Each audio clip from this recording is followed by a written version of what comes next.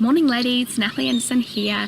Welcome to day 2 of your fat burning challenge. Now, yesterday we spoke about your different fuel sources for the body. You can burn glucose or you can burn fat. Now we want to burn fat, but we're probably burning glucose as our major fuel source. There's not much in the body. You can only store about 2,000 calories in your muscles and your liver, and the rest spills over and gets stored as fat.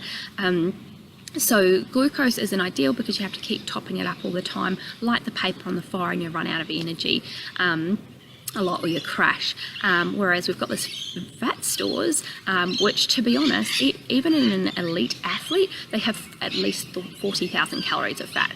So even those ultra marathon runners that look so shredded like they don't have an ounce of fat on them, they have 40,000 calories of fat on their body. That's 20 times what they have of glucose. So it makes sense that even if you don't have fat to lose, that fat is a better fuel source for the body. It's more plentiful. So how do we burn fat then? So basically we know that it's not by cutting calories and by doing a ton of exercise, because you've been trying that and it doesn't work. And we've actually known for quite a while, I think it was the 50s, that one of the scientists discovered what regulates fat metabolism. It's actually a hormone. So what drives the metabolism of fat is the hormone insulin, and I kind of like to think of it as like a little bit, insulin's like a bit of a gatekeeper. So when insulin is present, it's got like a big stop sign, so no fat leaves the cell, but it is directing fat into the cell. So when insulin is present, you are fat storing, and you cannot burn fat, but when insulin is absent, then fat can be released from the cell and you can burn it as a fuel and therefore lose weight quite easily. So what is insulin? What changes insulin? Well, insulin's released to regulate body systems, and one of those is your glucose. So your body doesn't like any more than about a teaspoon of glucose in your blood, which isn't very much. So as you can imagine, you don't have much stores in your muscle and liver. You can only store that 2,000 calories. The rest spills over into your blood. And as it spills over into your blood, your body releases insulin to sweep it up and store it as fat.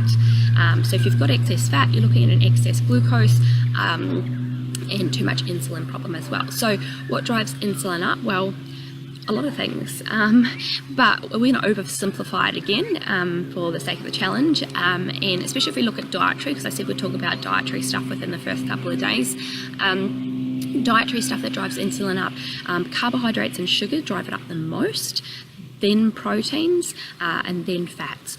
But all of them drive insulin up to a certain extent. So even having breaks from eating and not eating for periods of the day, so that you've got periods that you're not eating, you're going to burn fat in those periods. So basically, provided you look at the other things that we talk about later in the challenge, but basically when your insulin's low, fat gets released from the cells. When you're not eating, you can burn fat.